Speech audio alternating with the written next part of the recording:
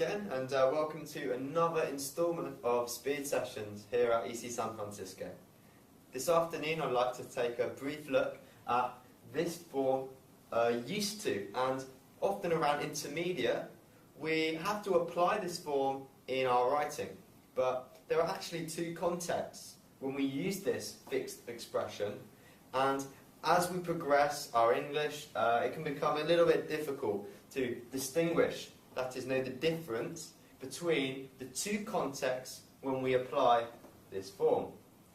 The first and most common context, I suppose, would be this right here, to express regular habits from the past. And to do this, we usually apply an infinitive form of a verb after this expression. So, an example might be thinking about my childhood, when I was maybe 8 years old.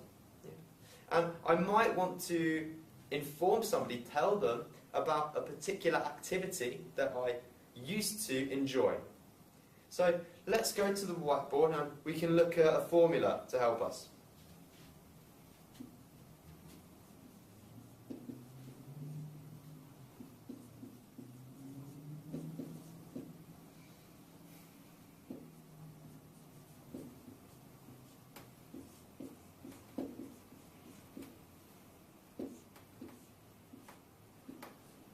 First we'll take our subject, and this can be anything, but often we're talking about ourselves. So for now, we'll stick with I.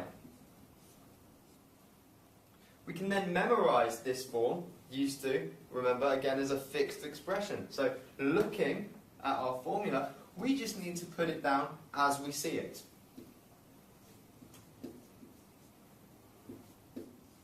I used to.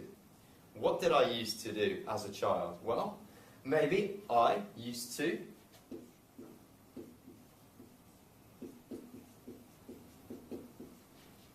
play tennis. Yeah.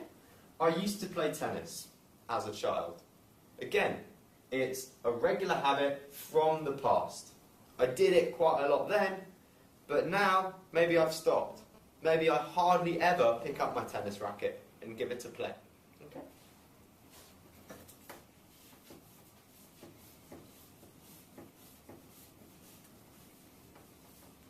Let's take another example.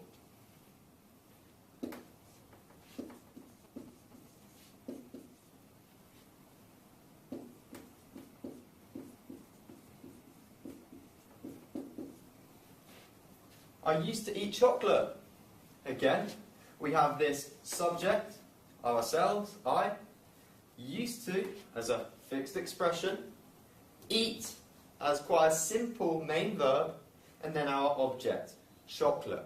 And we can add information about our past either before or at the end of the sentence. I can say, as a child, I used to eat chocolate. I used to eat chocolate as a child. Okay? So both of these formations are fine. Why don't we look at the second context when we apply this? It's a little bit more difficult.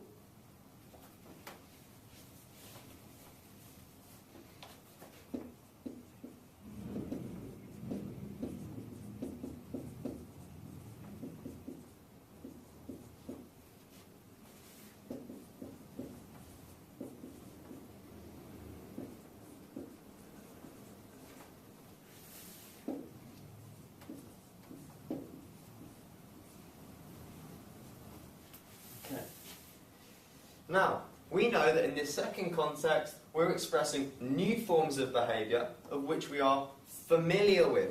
That is, we are comfortable with these new kinds of behaviour, which maybe in the past, a couple of weeks ago, I found them quite difficult. Let's take an example like waking up early. Maybe for a new job you've taken, you have to get up at 6 a.m.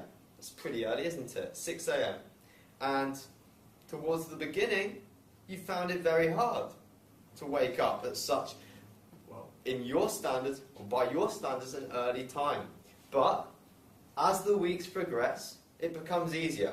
So you become used to waking up at 6 a.m. let's look at our formula again, and we'll try and go about learning this second context a little bit more slowly.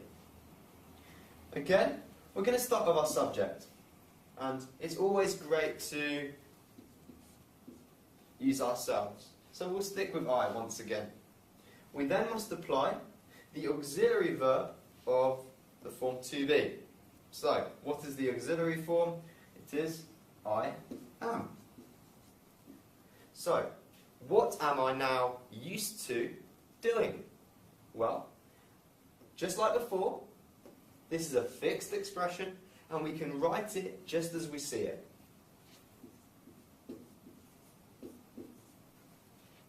I'm used to. What am I used to doing? Notice, doing. It's got that ing suffix. So, I need a verb, and I need to make it continuous. Okay? What am I used to doing? Well, maybe I'm used to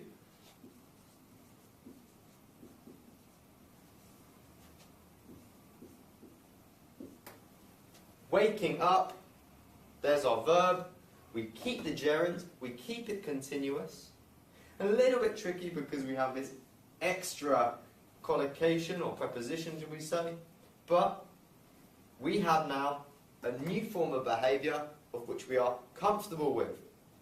I'm used to waking up. You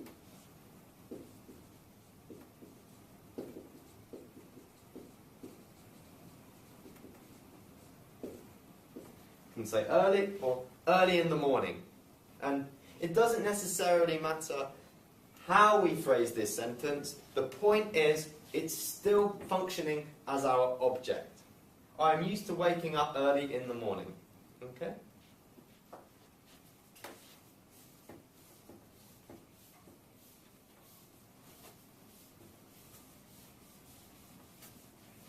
Let's take another example.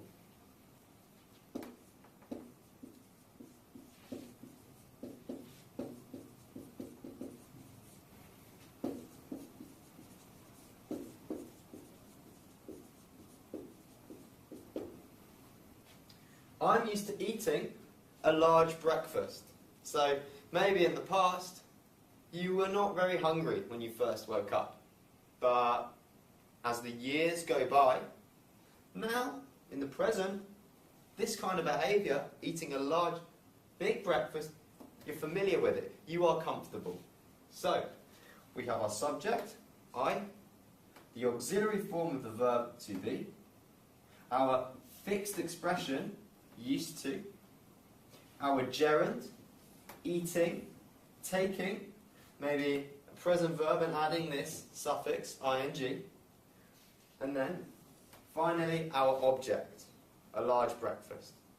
So I hope today has maybe clarified the difference between these two contexts. So just remember, if it was a habit from the past, we're going to plus an infinitive form before our object, or if it's something more recent that we are comfortable or familiar with, and we are used to doing it on a habitual basis, it has become a habit, plus the gerund, that ing. That's all from me. Have a good weekend, and I'll see you soon.